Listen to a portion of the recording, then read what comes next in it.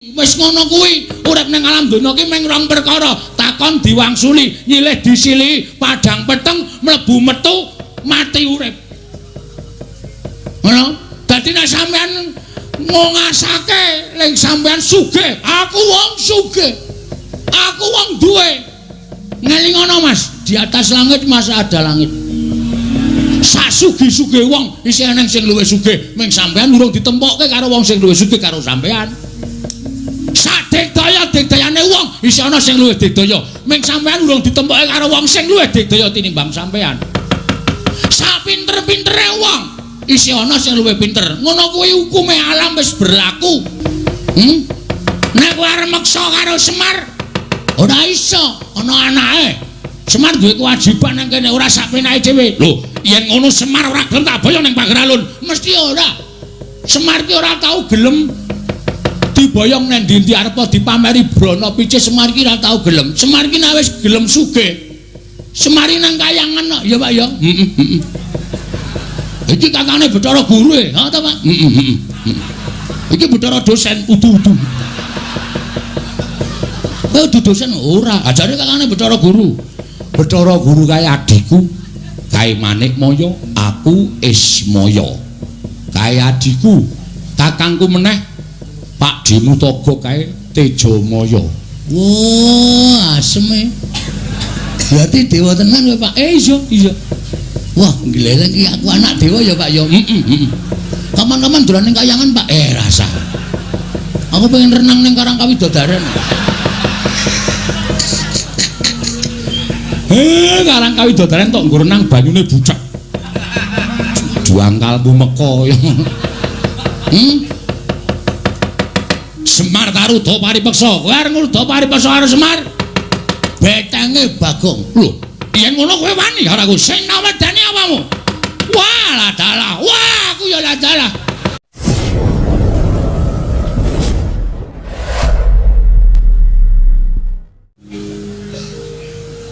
Ora sudi nampa sembah pangestu ning Kresna. Kowe ora gelem nampa sembah bocah nom tangeh lamun pangestune wong tuwa Dayanana karo uripe Werkudara.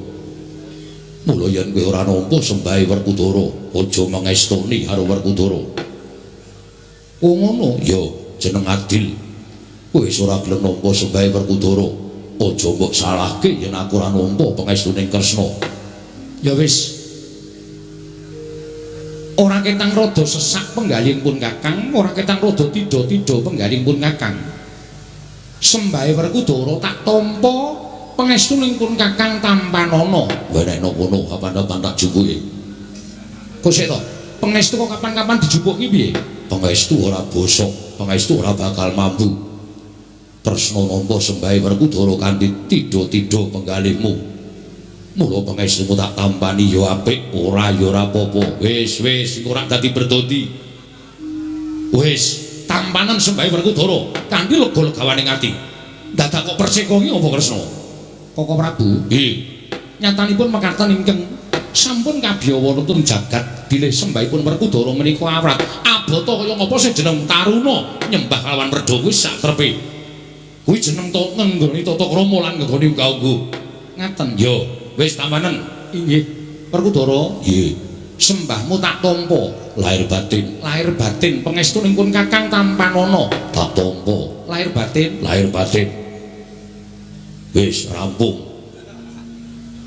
Lah iya. Bule kakangku. Aku ngaturake sembahku katur bule kakangku. Aku ngaturke sembahku katur. Koko Prabu. Nggih. Panjenengan menika ngemutaken ingkang rayi kok panjenengan malah sajaipun damel perkawis gawe perkara apa? Werkudara ngaturaken sembah kok panjenengan mboten nampi pancetak jarak. Lho, dipun jarak dos pundi? Lho, kowe ngerti dhewe to. Jenenge Baladewa ki pirang-pirang? Baladewa, Kusumawaning Pinta, Wasi Jaladara, Anamkrasana kuwi jenengku kabeh. Moko sing jeneng Bule kuwi sirikane pun Kakang. Lah kok disebut sak nggon-nggon? Mbok yo ngaturke sembah, Baladewa kakangku aku ngaturke sembah. Ngono wae apik kok. Bula bule. Monggo kene iki dipresani piye akeh. Do ngerti yen to ciri getheke Baladewa ki bule. Werkudara. Nggih. Kowe iki pancen jarak kok. Jarak piye? Bule iki rak sirikane Koko Prabu to. Mbok ya aja disebut. Koko Prabu Baladewa kula ngaturaken sembah. Utawa Koko Prabu Kakrasana kula ngaturaken sembah kuwi ra apik lah kok bule. Bule iki sirikaning Koko Prabu. Aja tok sebut sak nggon-nggon. Yen Siadi muni bule ngono kuwi, tegese Siadi iki mirang-mirangke Koko Prabu. Wong sing jeneng bule kuwi sirikaning Koko Prabu Baladewa. Aja pisan-pisan kowe muni bule, njaluk tulung balenono ping 1000 kas. Kene leren ora kuno bule. Baladewa, piye? Yen kowe ora sagu diundang bule, aja gugat karo Werkudara, lan aja ngluputke karo aku. Ning ngluputno karo sing gawe jagat, ngluputno karo sing tumitah, sarta sing nitahake kowe kena ngopo kowe digawe bule. Ngertiya, wong urip ning alam padang, kuwi bungah susah bejo cilaka, sugih miskin kudu ditampa kanthi ikhlas. Wujude apa wae kudu ngaturake syukur marang ngersaning Gusti. Mergo wis diparingi urip, kowe diparingi urip wujude bule kok kowe ora trima, yen ngono kowe ora percaya karo panguwasaning Gusti. Kowe ora duweni rasa percaya karo panguwasaning Gusti Akarya Jagat. Wis malah mejang. Ya wis, tak tampa sembahmu pangestunipun Kakang Tampanana. Yo ndak gegem dadekake jimat prayogakno nggon mulenggah bule kakangku. Kuwi lha baleni meneh. Ya wis ora kurang kepenak Werkudara. Koko Prabu sembah bekti kula kunjuk. Arjuna tak tampa. Koko Prabu Mandura sembah bekti kula kunjuk. Ya janaka tak tampa. Nuwun sewu, Ndara. Kaget manah kula. Para Pandhawa sampun sawetawis lenggah wonten ing Karang Kadempel. Teka Ndara sinuwun Dwarawati kaliyan sinuwun Mandura sumusul wonten ing Karang Kadempel. Menawi dipun keparengaken kawedharing kathah dumunten kababarna wigatosipun menapa. Ning menawi wadi tumraping para sentana utawi kawula Karang Kadempel monggo Den. Kula kanthi manjing saklebeting bali wisma pepanggihan catur netra kalawan ingkang abdipun Semar. Kakang Semar. Kula wonten dawuh. Ana pitakon tumraping napa Ndarawati ingkang sekawit panjenengan ingsun prapta ing negara Ngamarta. Nanging jebul Ngamarta tinemune suwung ingkang padha lenggah amung peranganing Punggawa lan Nayaka ing padha jejaga negara Ngamarta. Tumuli nalika semana aku antuk pelaporaning sawijining Nayaka yen to para Pandhawa mapan ana ing Karang Kadempel.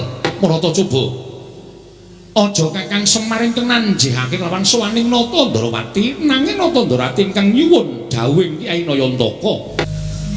Mengkono Kyai Semar nggih. Mula sampeyan rawuh enten mriki niki nek pancen sampeyan ajeng nesu ampun dukani Pandhawa. Ning mang dukani Semar. Merga napa sing dipetung kalih para Pandhawa niku pancen bener. Wiwitan bangun niku ora kok saka Kutagara. Ning yen bisa saka desa. Ya Karang Kadempel niki sing ajeng diwiwiti bangun negara Ngamarta. Mangke nek mriki pun kawiwitan saking mriki tumular tekan Kutagara, wekasan wewangunan menika saged rancak niring Sambikala. Jagat Dewa Bathara. Yayi, kula wonten timbalaning dawuh Koko Prabu. Nuwun sewu. Mboten ateges kula badhe nglepataken dhateng Paduka Kyai Prabu dene Paduka mboten anjawel dhateng Raka ing Ndarawati. Namung sareng kula midhangetaken sabdanipun Kyai Naya. Yayi keparenga sak mangke ing Raka ing Ndarawati mboten badhe kantun nedhi mbebantu dhateng bot repotipun kadang kula para Pandhawa. Nggih. Kyai Prabu Semantara ing Raka ing Mandura sareng kula midhanget sabdanipun Kyai Nayantaka. Malah sak mangke bumregah manahipun ing Raka ing Mandura nedhi mbebantu dhateng bot repotipun para Pandhawa.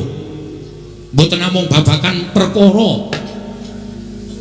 Probaya nanging menapa kemawon iki dipun betahaken menawi teng Raka saged ngaturaken kula sagah minangkani.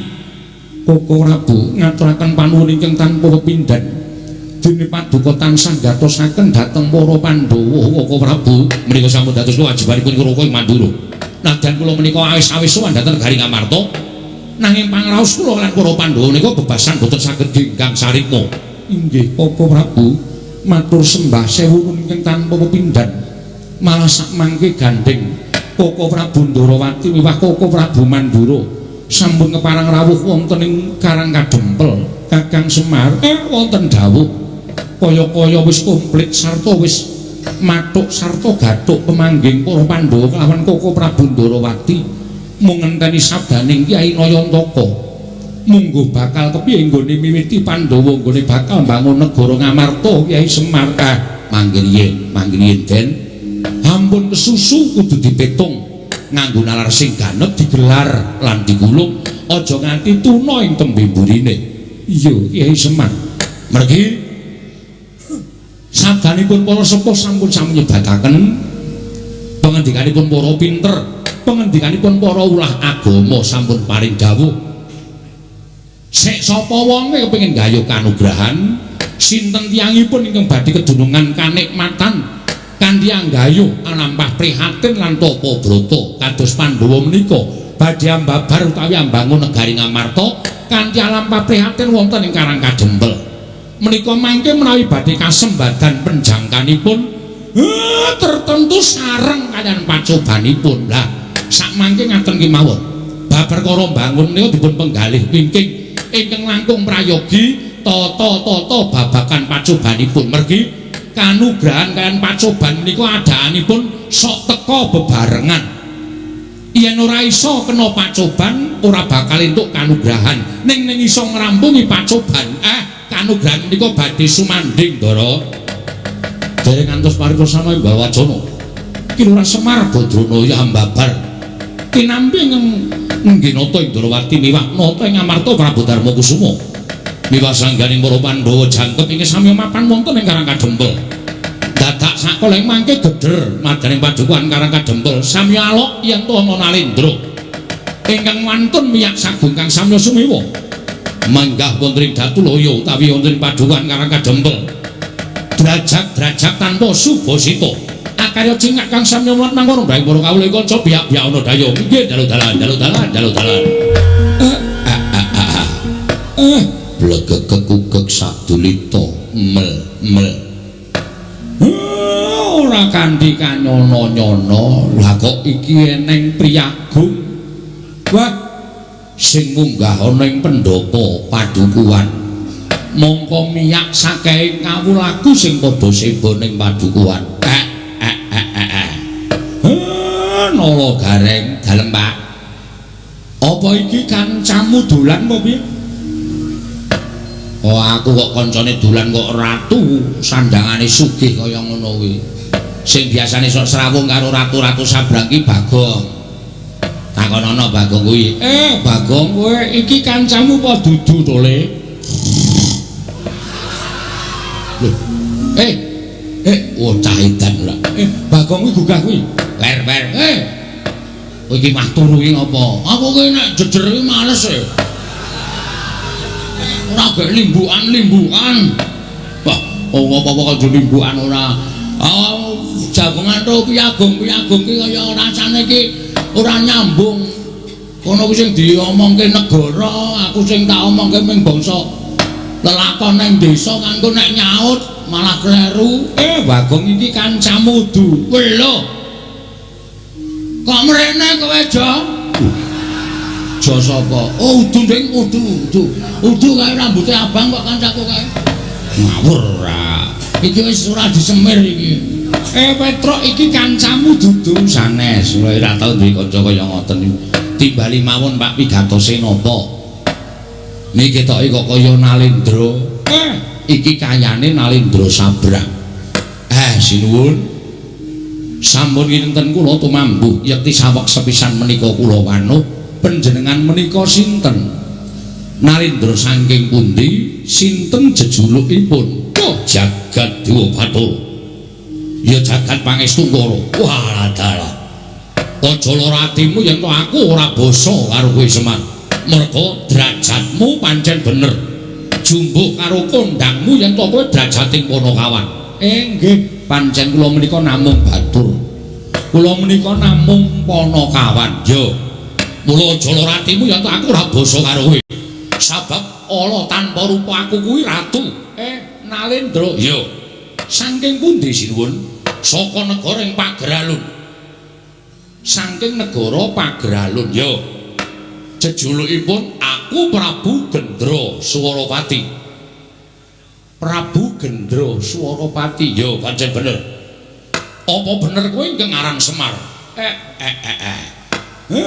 Nggih ning kaya ngeten niki sing jeneng Semar. Lah pripun to?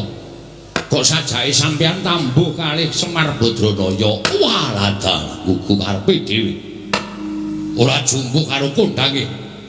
Persasat jagatingan kebrebeken marang umandanging Semar Badranaya. Wah, tak kira rasaning para kawula akeh kang padha ngrasani waran Semar Badranaya. Semar ki wujuding ratu, saora-orane nayakaning Nalendra. Lah kok jebul mung wujuding Panakawan, Gedibal, mung wujude kawula cilik. Mancen bener kula menika wujudipun namung kawula cilik. Yen ngono cocok karo ngumandangi. Kowe wong pinter, kowe wong wasis, kowe wong sing digdaya. Buktenake para Nalendra kang padha rawuh ana ing papan kene. Ketitik kowe lenggah ning pendopo sineba para Nalendra nitik kalawan agemane. Sampun ngantos ngaten menika bendara kula. Lho. Bendara-bendaramu nggih sing lenggah wonten wingking kula menika sinuwun Puntadewa. Wah, sinuwun Puntadewa. Nalendra Ngamarta leres. Sing endi biyayine? Sinuwun Puntadewa kok mripate ambane ra jamak-jamak. Bagong wak keprok watu ndasmu kowe. Sinuwun Puntadewa kok kowe ngacung to, Gong. Ayo ben kaya gleleng. Sinuwun Puntadewa lenggah ning kene kok kowe ngacung lek dukani. Ora apa-apa Bagong, kowe ngaku Puntadewa ya ora apa-apa. Ndek do cerewet. Sing duwe jeneng kowe diakoni ra apa-apa kok. Ingkang wenggah wonten wingking mriku. Wah. Sing nang mburi kuwi. Inggih. Menika sinuwun Puntadewa Nalendra Ngamarta niku bendara kula. Lah niki Ndara Janaka. Niki nggih bendara ingkang lenggah wonten wingking sampeyan nginggil jumeneng nika Ndara Werkudara. Sing wingking sampeyan saged niku sinuwun Ndarawati, wingking sampeyan melih menika Prabu Baladewa. Walah ta ora kowe iki Semar madhep dukun apa piye? Madhep dukun pripun? Lah nyatane akeh para ratu-ratu sing padha rawuh ning Karang Kadempel. Buktine mesti padha njaluk pesugihan, njaluk arisan, njaluk kadigdayan marang kowe. Nuwun sewu. Sampeyan ampun ngawur. Ndara-ndara kula Pandhawa niku mboten kaya ratu-ratu sabrang kaya sampeyan. Nek sampeyan dadi Nalendra, wis wegah cerak karo kawula, wis wegah caket karo para kawula niku wis lumrah. Ning nek Nalendra tanah Jawi, sinuwun Puntadewa, sinuwun Tresna, sinuwun Baladewa niku arepa wis dadi ratu ning isih kelingan karo sing nyoblos biyen. Ngoten. Dadi tetep tegak enten masyarakat cilik ngene iki tetep disambangi, tetep dicaketi. Ora kaya sampeyan kula ngerti watak sampeyan niku nek wong sabrang niku le apik niku nek lagi magang. Niku janjine kaya dara kekalangan, mula dhuwure ra jamak-jamak. Ning nek pun dadi ya ditagih mesti mblenjani niku adat sing saben kaya ngono kuwi. Wah. Wah edan. Kowe batang apa sing dadi uripku ning negaraku lah kok cocok. Lah rak tenan to. Wis ketok sampeyan niku ratu sing bentuke kaya ngoten niku lho wis apal. Mesti watake angkara budine Candala nuwun sewu lho. Ora tau ngerti karo sing bibit kawit. Lah niku eleke enten mriku niku. Pun saniki sampeyan ajeng napa? Rawuh teng Karang Kadempel. Wigatosipun ajeng pripun kula tak nyuwun priksa. Taman Pegebluk negara Pagaralun iki ke Taman Pegebluk. Akeh kang padha tekaning pati, esuk lara sore mati, sore lara esuk ketiwasan. Mongko wis ora kurang-kurang nggonmu ngrawake para Brahmana Winasih Siwa Sugata miyang para nimpuna supaya nambak rengkaning praja parandene tak tindakake gagar wigar tenantuk karya. Mongso kala ingkang prayoga aku nglakoni sarinaritis sesemek ron Rajamala abebantal bata sarimbat. Nalika semana aku entuk sasmitaning dewa negaraku iso waluya nirmala temajati jati temah mulya yen to kerawuhan Semar Badranaya. Wah, lehku goleki papan dunungmu nganti kekalangan Malaya jagat iki persasat wis kemput tak ubengi. Tinemune wujute amung padukuhan Karang Kadempel. Ah, mula Kang Saka kuwi Semar. Prabaku ana ing Karang Kadempel iki, aku njaluk lilaning atimu ayo tak boyong marang negaraku Pageralun. Ora ketek amung telung kedhe pintitra, kowe lenggao sawetara ana ing Pageralun supaya dadi sarana waluyaning negaraku saka nggone padha nandhang pagebluk mau Semar. Kula yo meng kaya ngene kok. Dadi jamu iso marai ilang pagebluk. Wis ora usah dadak kowe kuwatir. Yen kowe gelem tak boyong, kowe njaluk apa? Tekan negara Pageralun omahmu ora kaya ngene iki. Yen perlu tak riasake omah loji. Yen butuh titian kowe ngaranana titian kereta kencana tinarik kuda 8 bakal tak sawisake. Kowe ngerti ora?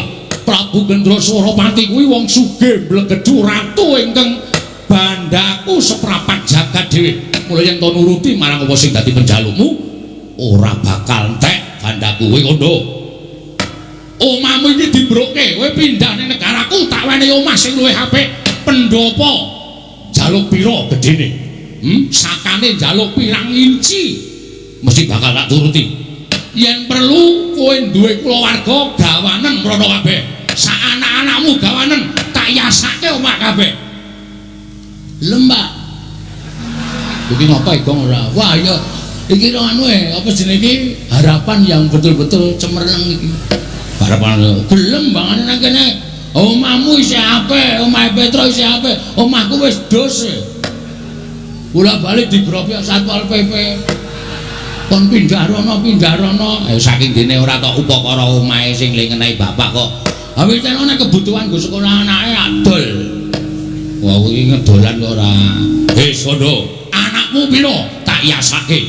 Yen kowe butuh ijol dhuwit, kowe njaluk ijol dhuwit pira? Yen upama anakmu ora tok gawa marang negaraku, anak-anakmu lan bojomu ning kene kok ninggali dhuwit, kowe matura pirang triliun tak bayar kenceng. Waton kowe gelem tak boyo. Yen kowe njaluk ijol apa wae mesti bakal tak pinanggani. Kowe njaluk ijol apa wae mesti bakal tak turuti waton kowe gelem tak boyo. Ning yen kowe ora gelem tak boyo marang negara ing Pageralun, mongko kawulaku saya suwe saya bakal entek mergo padha tekaning pati ke Taman Pagebluk. Tinimbangane aku dadi ratu mongko bakal didunke dening kawulaku sinenggo aku ratu sing ora iso dadi pengayomaning para kawula.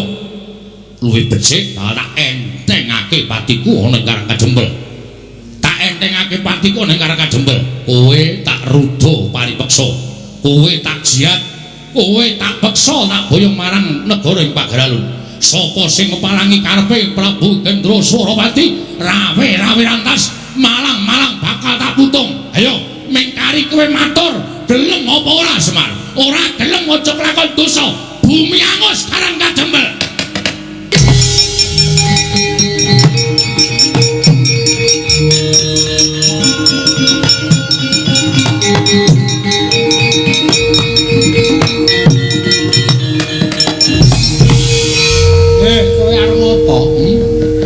Kowe arep ngopo kowe? Sabar Bagong iki iso dirembuk. Aja nganti dadi dretah, aja nganti gawe gegel.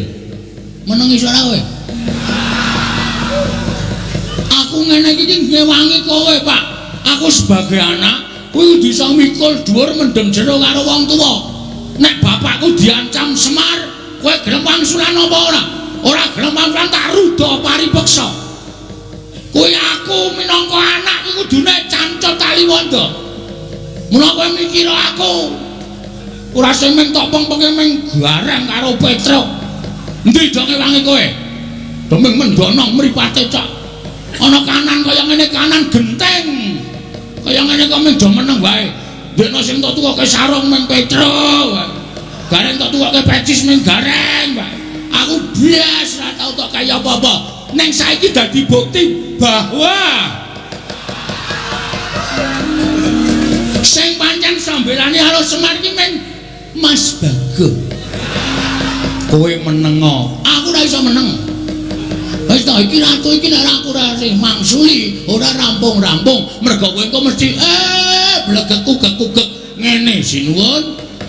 Sing ngono dibuang sing becik digoleki. Oh, dudu watakku. Aku nek kira-kira ana sing arep ngisro Karang Kadempel, arep gawe bucek banyu bening Karang Kadempel, aku sing ora trima. Nek dadi perang kowe wani apa piye? Lho, iki ngopo akeh wong ngene iki? Lho, lah kowe? Lho aku ora men sebagai MC. Nek dadi geger kan ini orang-orang ini. Dapurmu genti. Mbok kurang ajar kowe. Ngono kuwi sing aku sok ora seneng. Menawa aku tak omong-omongan marang omong-omongan karo kowe. Iki kok karo omongan karo ratu iki ra ini biru iki lho. Wis. Nuwun sewu Prabu. Sinten sampean wau? Gendroso. Lho iki sapa iki matane gedene tak jamak-jamak. Matamu kowe. Lho, urung-urung wis ngonake matane. Lah kok yang ngonake aku matamu? Aku seneng Bagong ngono kuwi. Aku seneng tegese Bagong kuwi gatekake karo Karang Kadempel. Ngopo ki ya apa kowe iki? Loh, malah aku barang diseseni. Meneng ah. Ora ana sing ngojo cuma kejaba aku. Kok Prabu mriko sampun to. Kendel mawon Bagong niku nek wis ngonteni kaya wong kang sulpan. Kaya wis dinengke wae. Iki sapa? Anak Ragile Semar. Lho, anak Ragile Semar. Heeh. Sapa jenengmu? Bagong. Kowe tak jak sisan ning negaraku tak iasake loji. Serius. Oh, cah edan ora. Ketoke nesu kok barang diumuki omah kok serius. Aku ki ora blereng karo bondo donya. Aku arep kaya ngene iki, uripku kuwi miskin. Ngono. Nek aku kere. Dadi nek wong tak mingi-mingi bondo donya iki, nggo ngopo? Wong urip ki ora kudu ngawula bondo donya. Wong urip ora kudu ngawula derajat pangkat. Sok neng kono ki ora ditakokke derajatmu apa, pangkatmu apa, bandamu pira, sing ditakokke kelakuan sing apik. Jangan tepuk tangan. Apa gunanya tepuk tangan tanpa saweran? Oh, panjang setan Rangga. Berarti kowe bapakne setan. Hus. Ayo sus. Saiki ngene Mas. Sing jeneng hukume adile wong nyilih kuwi disilihi. Upama ora disilihi ya wis ora usah dadak meksa. Hukume wong takon diwangsuli. Wis ngono kuwi. Urip ning alam donya ki mung rong perkara. Takon diwangsuli, nyilih disilihi, padhang peteng mlebu metu mati urip. Ngono. Dadi nek sampean ngasake ning sampean sugih, aku wong sugih. Aku wong duwe. Ngelingono Mas, di atas langit masa ada langit. Sak sugih-sugih wong isih ana sing luwih sugih, ming sampean urung ditempokke karo wong sing luwih sugih karo sampean. Sak dikdaya-dikdayane wong isih ana sing luwih dikdaya, ming sampean urung ditempokke karo wong sing luwih dikdaya tinimbang sampean. Sak pinter-pintere wong isih ana sing luwih pinter. Ngono kuwi hukume alam wis berlaku. Nek kowe arep maksa karo Semar ora iso, ana anake. Semar duwe kewajiban nang kene ora sak penake dhewe. Lho, yen ngono Semar ora gelem tak boyo ning Pager Alun. Mesti ora. Semar ki ora tau gelem diboyong nang ndi arep dipameri brana picih. Semar ki ora tau gelem. Semar ki nek wis gelem sugih. Semari nang kayangan kok, ya Pak ya. Iki kakane Bathara Guru e, ha ta Pak? Iki Bathara dosen udu-udu. Udu dosen ora, ajare kakane Bathara Guru. Bathara Guru kae adikku, kae Manikmaya, aku Ismaya. Kae adikku, kakangku meneh Pak Dimutaga kae Tejamaya. Wah, asem e. Berarti dewa tenan kowe Pak. Iya. Wah, gleleng iki aku anak dewa ya Pak ya. Kapan-kapan dolan ning kayangan Pak. Rasa. Aku pengen renang ning Karang Kawidodaren. Karang Kawidodaren tok nggo renang banyune bucek. juang kalbu meko ya. Semar Taruda paripeksa, kowe arep ngruda paripeksa karo Semar. Betenge Bagong. Lho, yen ngono kowe wani karo aku sing nawedani awakmu. Wah, lah dalah. Wah, aku ya lah dalah. Dian iki menungso apa iki? Menungso tenan genah urip ngene padake anggap aku wis kok batreno ya. Iki menungso tenan kedunungan nyawa. Wah, ayo ngendi pampane wong neter kanthi gayan. Kowe lah nantang tenan kowe. Hah? Muni piye? Muni piye kowe? Lho kowe kebangetan nek kowe carane ngono kuwi.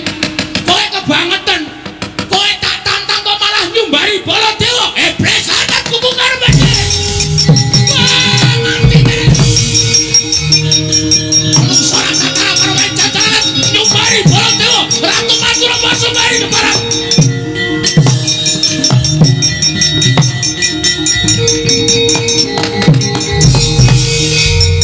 Kok Prabu menika kok muring-muring apa?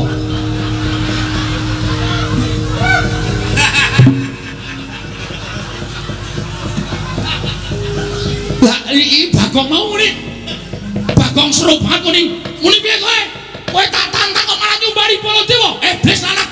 Lagi maler aku. Krungu disumbari Baladewa ki ratu ora tau mampu penantang kok disumbari karo Ratu Iblis. Bagong, Non, wong mau muni tenan to? mboten.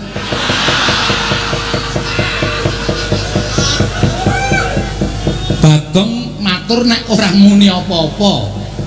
Senengane kok percaya karo Bagong lho. Kowe iki ya edan kok Bagong. Apa suwe? Lah wong ratune ora nyumbari kok Prabu kok kowe iki muni nyumbari Baladewa. Nek ora ngono, sapa sing arep mungso? Lho, lah kowe iki bengok-bengok iki mau apa? Wis matur to kula niku meng MC. Kula niku meng nantangke. Nek ora tak ngontenke Prabu Baladewa Ratu Mandangkarya. Tur mulai kok Prabu menika kok ya manut karo Bagong. Oh iya ya aku edan kok ya. Lah aku ki ratu kok ming di Bagong bengok ngono aku kok ndur nyeret ratu wae mau. Terus pun dilakoni mawon mboten napa-napa. Dirampungke sisan. Ratune metu sampean sing nyeret berarti dendame karo sampean. Wah, setan ya. Lah aku dadi digoleki mungsuh karo Bagong. Ha iya. Lah ngapa nang kene tengok-tengok? Kandane do nyambut gawe kok mung tengok-tengok. Kowe wong edan tenan kok kowe iki senengane. Ora pisan ora pindho lho. Karaku ya ngono kok ya ta. Kelingan ora? Ora wis suwe. Ora usah dieling-eling. Lho wis tau diapusi Bagong. Nate lho edan tenan kok Bagong iki. Lho perkara kula menika nembe wonten Ngamarta. Lah kok Bagong iki mlayu-mlayu. Matur kaliyan kula. Nuwun sewu sinuwun. Ingkang garwa plakapi Dara mboten ling Pradesa. Kula wangsul bojo kula telu niku waras kabeh. Apa ora menungso ora tatanan ki? Aku iki gumen. Aku iki omong apa-apa ya dadi percaya. Mong aku kerep ngapusi ya, Truk. Heeh. Kok iso gampang dadi percaya lho. Pancen cedhis iki. Kowe iki gawe masalah. Gawe masalah piye, Pak?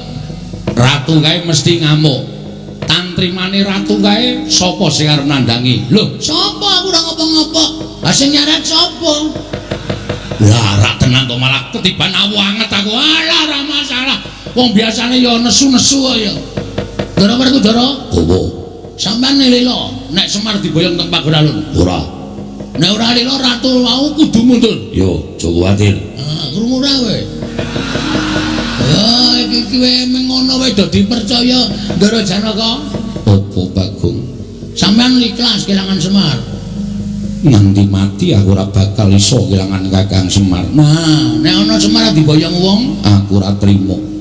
nek ora trimo sampeyan kudu iso ngundurke ratu. Tak ajari mengko aja kuwatir. Nah. Piye? Ah, iki kabeh. Ndara Kresna ikhlas kelangan Semar. Ikhlas. Oh ya wis. Aku arep tok akusi ya ta.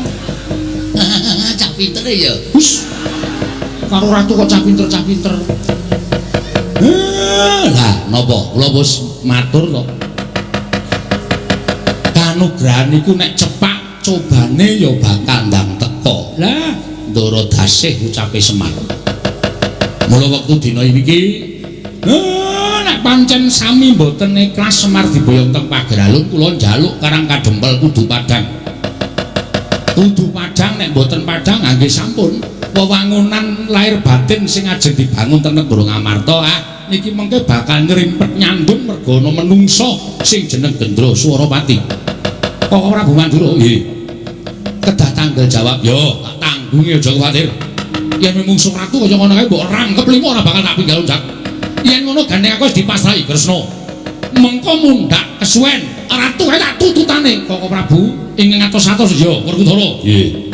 Melu aku yo ayo tak derekke marang kakangku jaluk pamitku Werkudara sing ati-ati aja kaya bocah cilik. Petro dalem Pak. Kowe aja terus enak-enak kapenak kapimendo. Wis Bagong kuwi aja omongan. Lho, ora kuwi iki Bagong ning kene iki ngopo to iki? Lukel. Iya Bagong Sampeyan wangun teng mriki niki. Nah, mriki niki. Terus aku nang kene. Lho. Kowe ngapa to, Mir? Gus. Mau arep moncar sithik wae ra entuk. Di Nalindra lho Gong ora ning ngarepe Nalindra. Oh iya lali aku. Madirana Pras. Nggih. Tepung-tepung kowe lah ketua Dharma Wanita. Kula pasrahaken dhateng Jengandika Ndara. Ya, Semar aja kuwatir mengko aku bakal gawe tentrem. Nitik dhateng pasuryanipun Nalindra menika nuwun sewu lho, Den. Mboten disiki sing kuwasa ning niki ratu sing ora baen-baen. Kakang Semar, aja kuwatir mengko aku bakal gawe tentrem Karang Kadempel. Sinuwun ngamarta kula kanthi manjing sak lebeting wisma. Iya Kakang Semar ayu tak derekake. Petro, Semar badhe kula boyong api-api negari kula Taman Pegebluk. Nanging jebul pinanggipun wonten negari utawi wonten ing Karang Kadempel kathah para priyagung ing sami jajar lenggah ngadheng kesanipun Kyai Nayantaka. Lho, yen ngono Pandhawa mapan ning Karang Kadempel kasinggihan mekaten. Oh, yen ngono pasang Yogya kados ngene.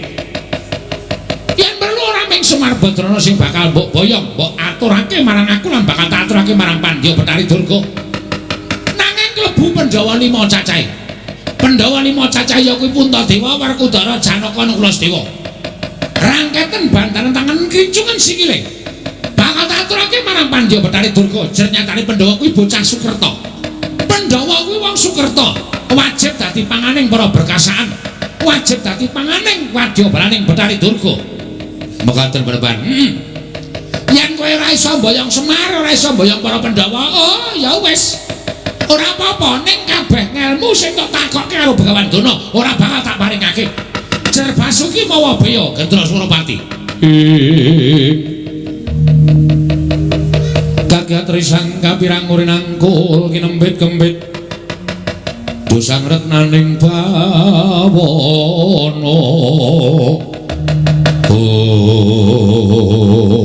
Wah, mekaten penemban. Ya pancen syarat-syaratane pancen kudu kaya mangkono, kowe ngerti dhewe ta? Aku sowan kesaning Pandya Betari Durga ingkang wigati, njaluk daya timbul kekuatan tumraping para Sata Kurawa, tumraping anak Prabu Duryudana. Nanging sang Pandya Betari Durga paring dawuh karo Begawan Durna waton iso gawe ijol. Ya kuwi wujuding bangkening Pandhawa, luwih-luwih bangkening Semar Badranaya bakal pinaringan pengayoman Kurawa dening Pandya Betari Durga. Wekasan besuke upama tumapak perang Gece Bratayuda bakal lakon penjanganing anak Prabu Duryudana iso ngisas kalawan para Pandhawa. Mekaten penemban. Praingaken kula nyuwun tambahing pangestu. Mboten kitang sekedhik kula mbeta wadyabala saking negari Pageralun. Badhe kula ketapaken supados damel geger Karang Kadempel. Nah, ngono kuwi lho, gawe geger. Ora ming ora iso mboyong Semar kok terus matur ora iso mboyong Semar Badranaya. Oh, jenenge kuwi jenenge ora budidaya. Wong kuwi diwenangake budidaya. Inggih, penemban. Ah, wis kana mangkat to. Wadyabala Pager Waja Pageralun. Pageralun diketapake. supaya gawe geger Karang Kadempel. Lho niki ngestaken dawuh paduka perempuan kula terus minggah. Oh ya cetak. Saka kadoan aku ngulotake karo kowe Gendra Suropati.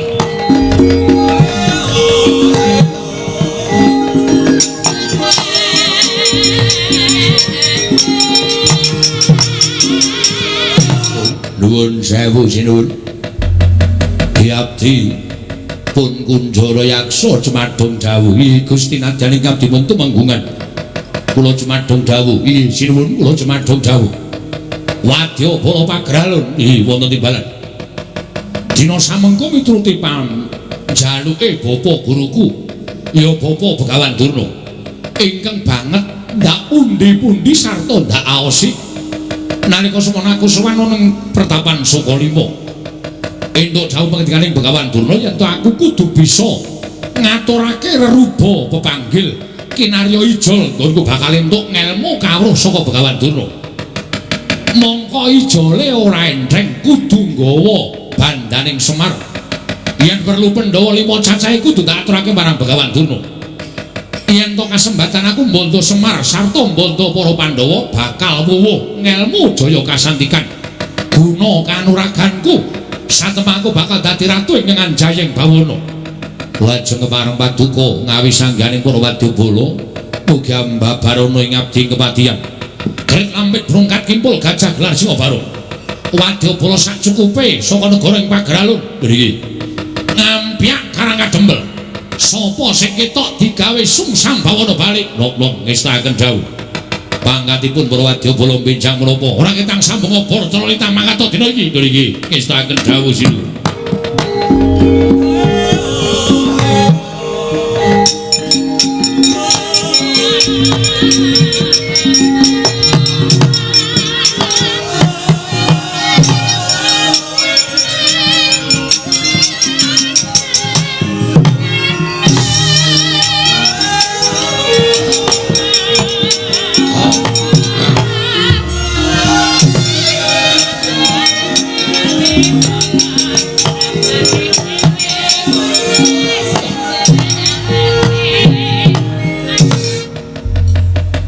Lalatan Karang Kadempel ana satriya kanthet ngeyayet bringose nguler geni tumpangke kuping kiwa tengen mandeng karo aku tanpa dep.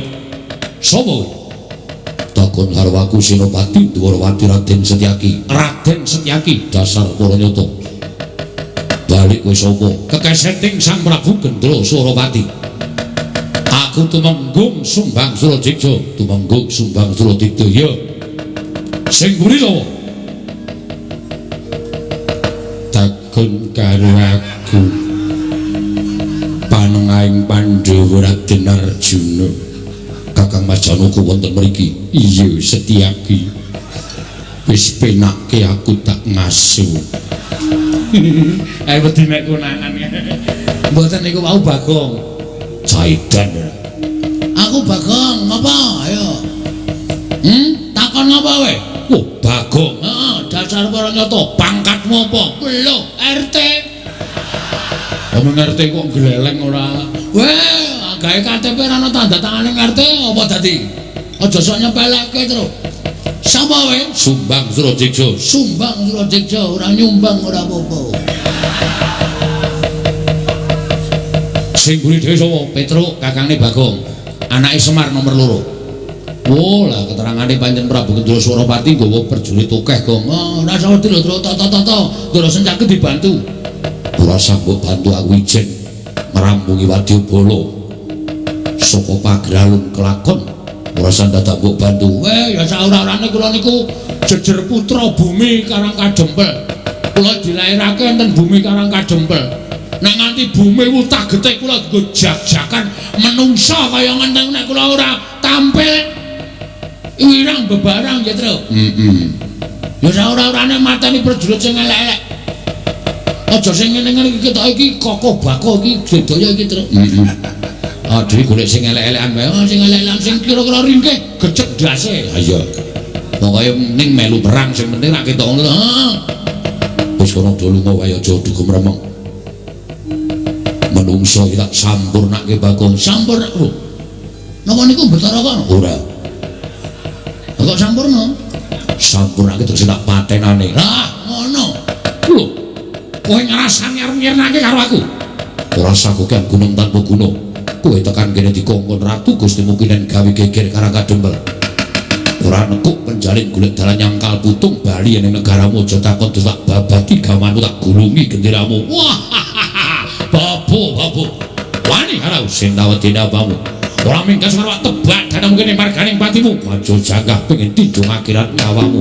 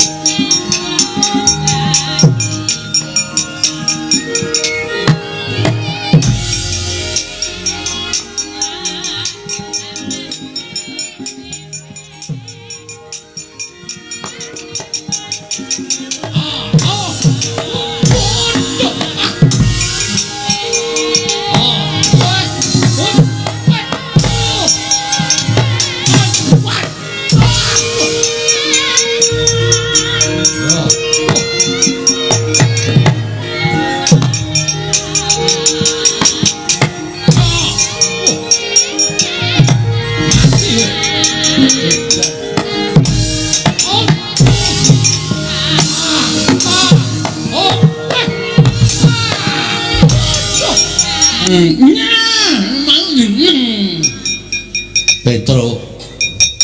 Nya, Petro. Nya, Petro. Ne. Nyemeninya nyanyi nih.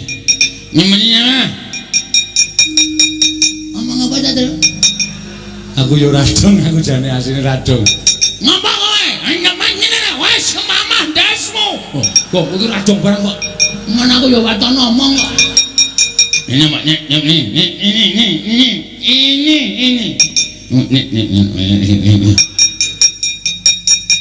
Apa ya wacane, Tru?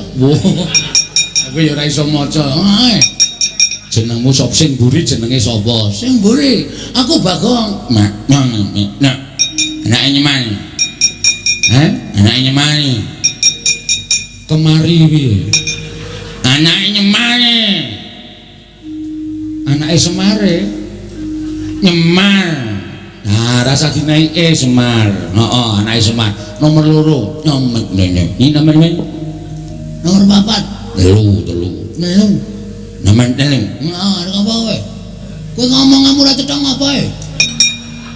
Wo, bolongan irung kecilikan terus. Kowe sapa? Anakku. Numenggung. Ani atrek mah. Hah?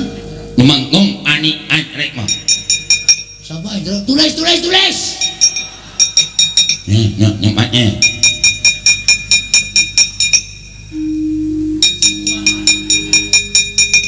Tumenggung Pak Nigas Rikmo. Walah, tukang cukur ta kowe.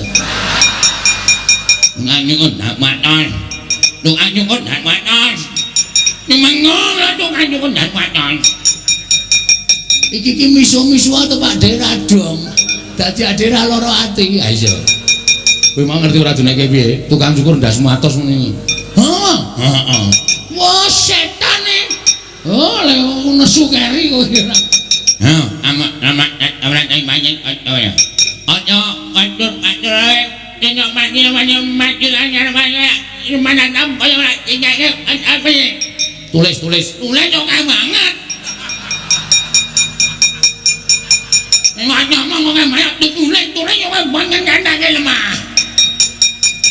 Aku radong Nyemar. Heeh, Semar piye? Mohon nanya. Incong ini. lek lincung. Nek lincung manganen. Aku dong nek iki dong aku. Lek lincung panganan ngono to. Mungkin paham. Aku dong iki paham ngono ta. Semangat ini untuk tangane lincung cilik. Prabu namanya. Sapa? Prabu namanya. Maksudnya bapakku arep tok krincung tangane tok bondo. Tok bondo tangane tok krincung sire tok aturke Prabu Namanya. Gendro Suramati. Namanya. Aku entuk babunga. Mundur. Ora level. Ora level. Ora level. Ya. Aku nemu ngomong ere. Mundur. Wah, kepruke watu ndase ya terus aja sih. Aku dinake kere, aja sabar kowe. Mesakake lho iki ketoke kaya ngene iki. Nyanyi apa? Aku jadi mencake. Ini kulino benang, maju ning paparanan. Ha? Nyanyi marang. Nyanyi ora gelem mundur. Lakon tinjung akhirat nyawamu dina iki. Nanya nganggo gamelan.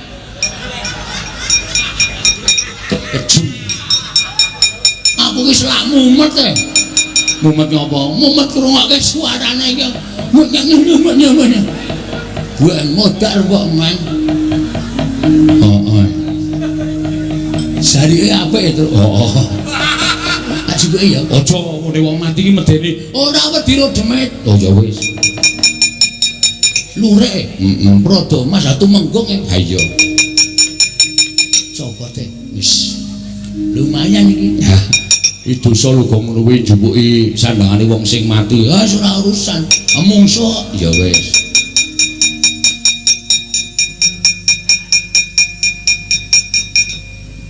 Kacoke ya lumayan.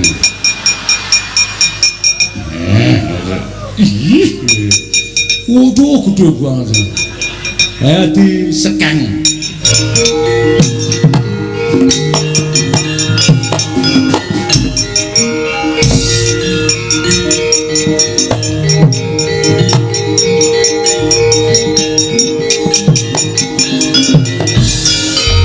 Wah, mati kula, Mbah.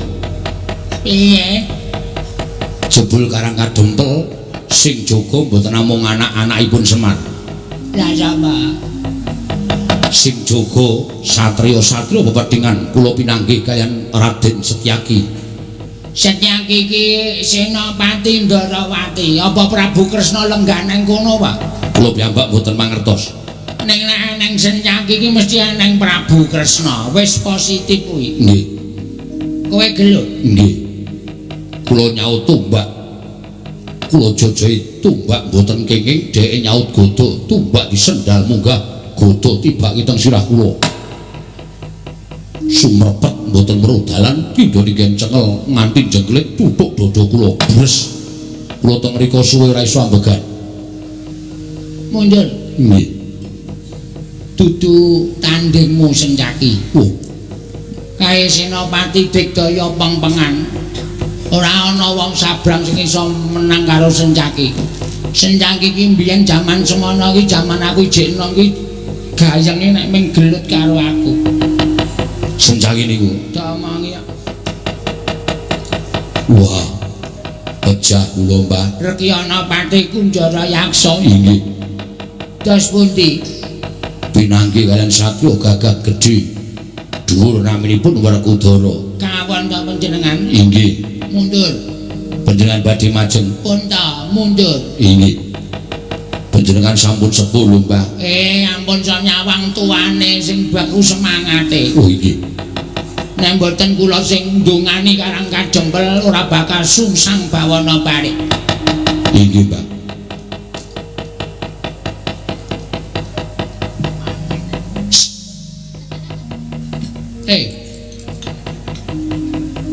Arep maju ora kowe? Arep maju ora? Ganti jeneng po ajek jenengmu. Jan. Laura. Maju apa ora kowe kok meneng wae kaya wong ngalamun. Kowe maju iso ngalahke wong-wong Karang Kajempel. Bakal gedhe gancane saka Sinuwun Prabu Gendroswara Pati. Ngedan nganggo suluk barang. Kang samar pamoring sukma.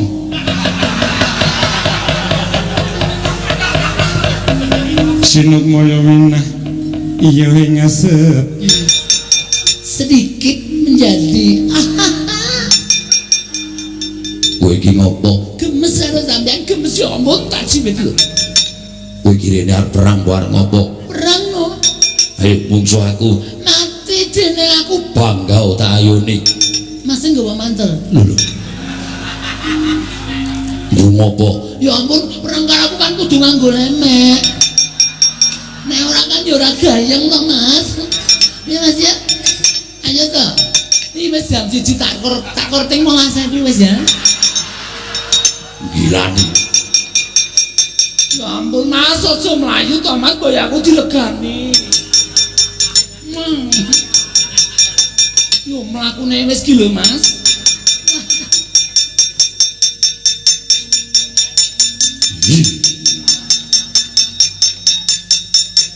Enten apa? Nah, yen kowe cocok, Mual wetengku. Ya ampun ana wong kok rupane kaya ngono. Ya ampun kok ya urip. Sasaranku kan om. Iki kok Mbah Kakong kaya ngene ya ampun ya wis kaya urip. sapa kowe? Sapa kowe? Kowe sapa? Petro. Jeneng kok Cakra. Cakru ngebleki jasmu iki piye? Ora kasar-kasar to Mas, nek ngendikane ora kasar-kasar ya omong menyenani wong tuwa ya dicokot tebeng golo, harus sing enom-enom. Nek ngendika aja kasar, ndak ditiru bocah cilik. Sing aduh, tak kira apa ya ampun, udele bodong. Asik lagi godolanan. Bodong aku saiki. Iki sesuk diboncengke Bagong ngalor ngidul kae. Gong, Rene ora kandhani le. ngapa Sip iki. Mikat kowe. Piye? Ya ampun sapa meneh iki? Lho, lengganan kok lali. Iki aku men kari ngesak molas piye jalan ora? Ora sudi nggo apa mbabrak apa? Kowe sing ngapusi aku kowe ya, ta? Kowe sing ngapusi aku bayar nganggo duit palsu. Aku ya wedok palsu kok. Ya ampun kurang ajar. Bayar nganggo duit monolopi. Monopoli kok monolopi. Monopoli ya ampun. Yo, ayo. Ora masalah ya. Dia nekat banget iki. Wah, kono padange ya. Cah edian lho. Oh, dorat-dorat kaya ngono kae. Wah, kowe ki nganggo wig kok. Tiwas tak jambak rambutnya arep tak beleh kok copot. Gundul. Rasido. Ilang kemauanku. Kok iso? Are kan arep tak rangkul arep tak beleh iki malah rambutnya copot. Buta geting tremplong ndase. Gilane. Gundul kayak minyak samin ketoke ndase. Kayak minyak samin ki minyak roti. Ono kamane kurang ajar ya ampun.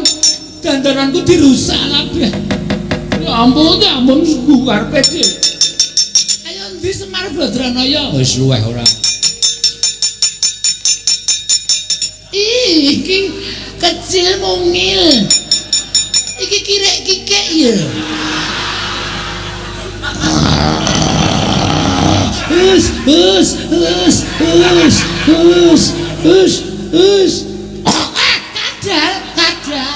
Kadal ya ampun, latahku metu ya ampun kadal. Ya ampun kirek apik banget ya. Mas, Ngopo? aku mau tuku kini kae. Mas kene dite. Pira? Saarmu lek ngene kok. Iya ana dit 200 sanguku. Lek payon Urung pepayon blas mbok modar. Urung pepayon sedaya ya satpol PP. Nah, yo, kae kirek cilik to. heeh. Wis manut aku. Kowe arep ngapa ya, Truk? Manut aku to.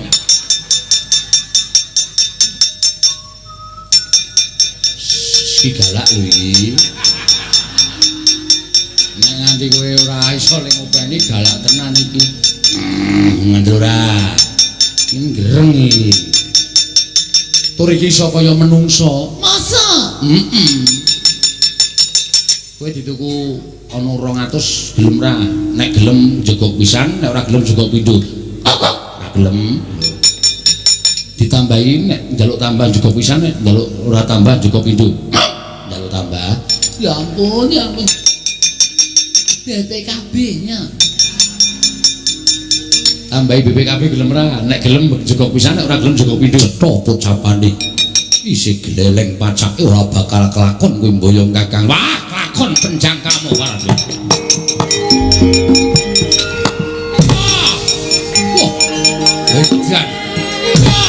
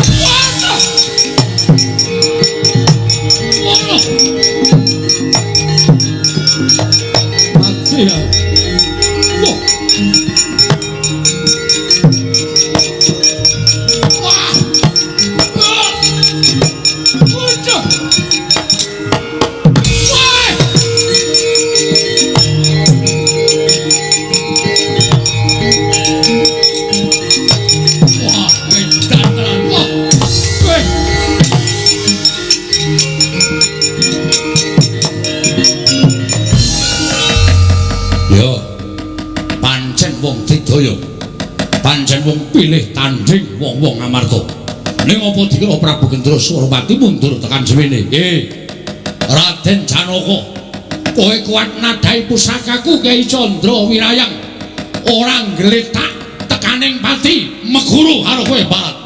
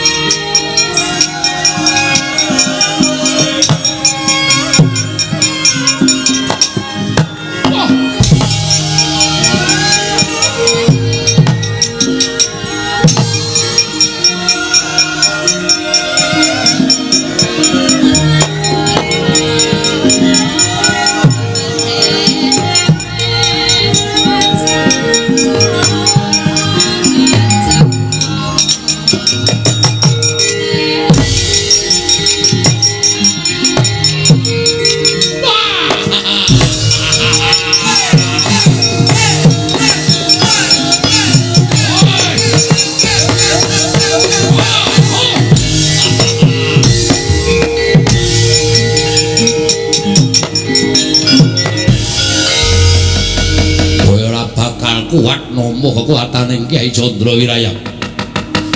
Ayo, kowe nglumpruk tanpa daya nadyan ora tekaning pati nanging pepes bayu kang tapis.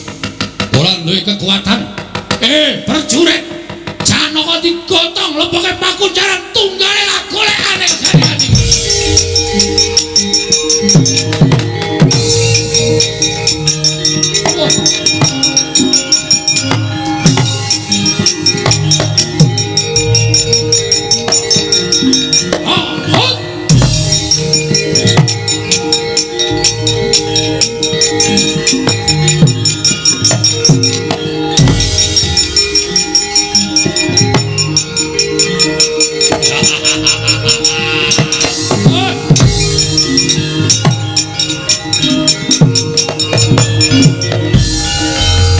Nadyan kowe gagah gedhe dhuwur. Sumbaga prawiring yuda sekti kalintang jayaning perang. Nanging ora bakal iso menang mungsuh kekuatanku Kyai Candrawiraya.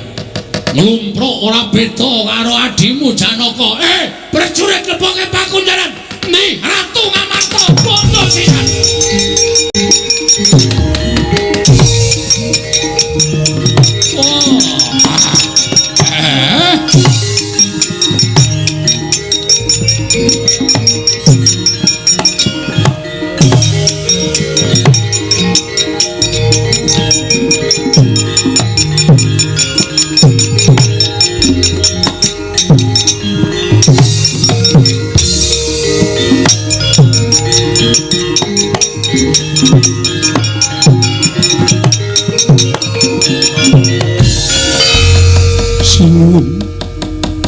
Sesemban kula Giduh raosing manah kula dupi sakataning para kawula kareng kadempel sami alok. Yen to kadang kula kekalih inggih menika pun Janaka kelawan Werkudara sampun kapikuting mengsah. Monggo nyatanipun kekuatanipun Puntadewa menika dumunung wonten kadang kula kekalih.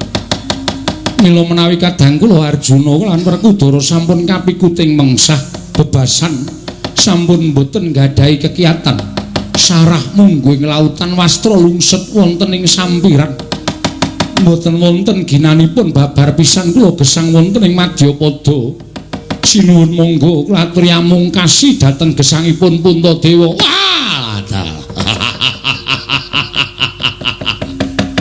Nadyan kondhang kowe Ratu Digdaya kedunungan Pustaka Jamus Miang Jimat Klimasada.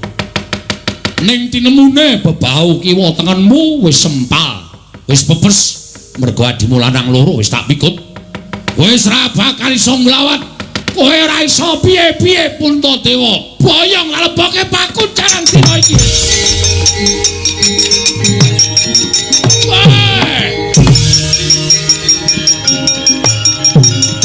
Waduh.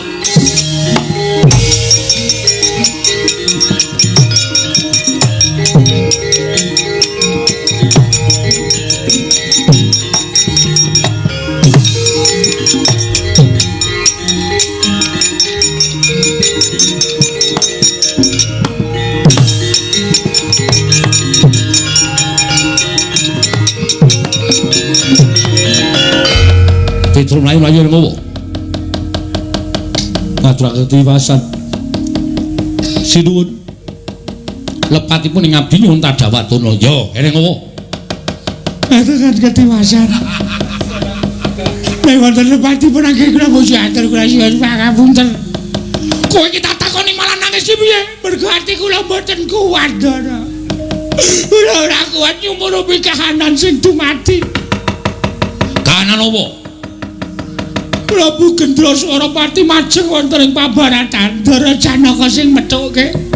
Yo, Janaka sing methuke. Nggih. Ingkang sekawit Prabu Gendra Swaropati diajar kali Dara Janaka. Nek Prabu Gendra Swaropati. Ora wae lek kajane. Apa? Lan apa? Prabu Gendra Swaropati ngetokke painah. Panah piye? Anu panah. Mulut sak obor pucuke dilepaske Dara Janaka kena duk nglumpruk terus diboyong karo prajurit pagrah lon. Ndara Werkudara mlaju kenging pusaka tuk lumprah gawa kare prajurit pagralun. Niki pun entek Sinuwun Darma Kusuma diboyong. Wah, iblis anak ndukung karepe dhewe kowe boyongi para Pandhawa. Nata Mantura Prabu Baladewa babarno pisan legane kapiku. Dadi macan. Anjen kudu ngoten. Lah aku kudu piye, Semar? Supaya iso pulih kaya wingi ngene. Pandhawa kepikut kali Gendra Suropati. Yo. Hah. Nek sampean kepengin dadi Baladewa melih utuh kaya wingi uni, mang goleki Gendra Suropati nika ling ngunjara Pandhawa teng pundi? Nek iso sampean ngluwari Pandhawa, sampean bakal bali kaya wujud wingi uni.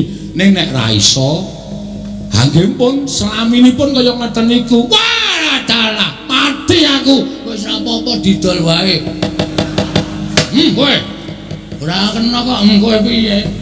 Nelisip kok le nendang. aku senengane ora mesake lho kok Ndara Baladewa lho.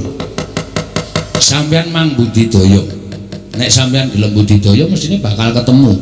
Terus anane mang goleki nek aku mlebu nang Karang Pradisan mesti aku dicekel karo wong Karang Pradisan.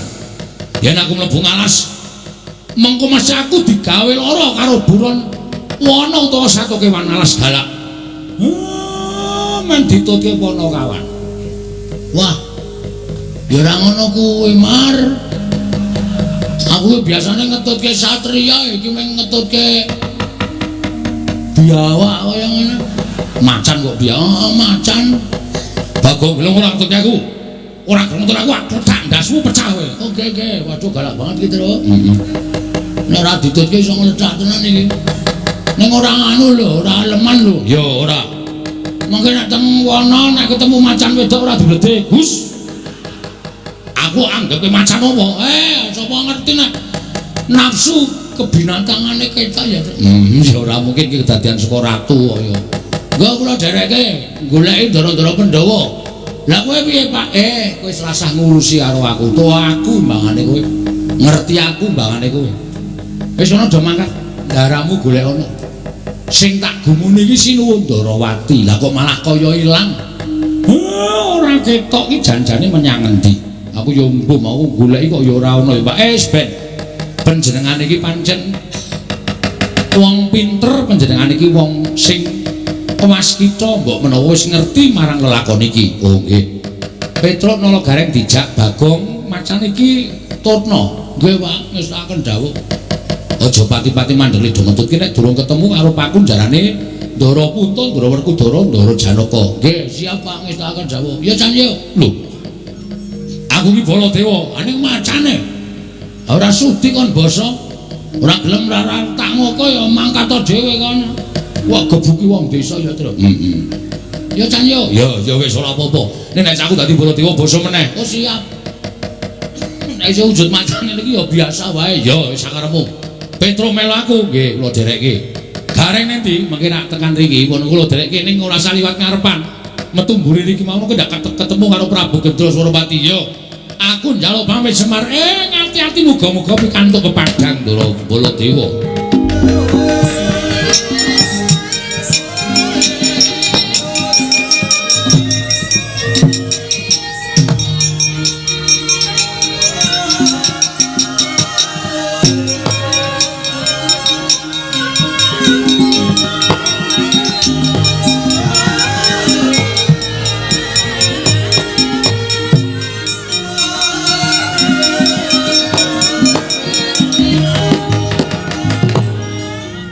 Kira Semar nalika semanten meger-meger datan mubah datan musik ing cipta menutuh parang panguwasaning dewa dene mekaten pacoban ingkang tinampi dening Sanggya para Pandhawa sigra ngelola sumpinipun ingkang setunggal wujud lombok abang den banteng wonten ing Bantala sinartan rapal mantram sakti ical wujuding lombok abang ana wujuding Semar Badraraya tan genggang saringma kelawan Semar ingkang sejati.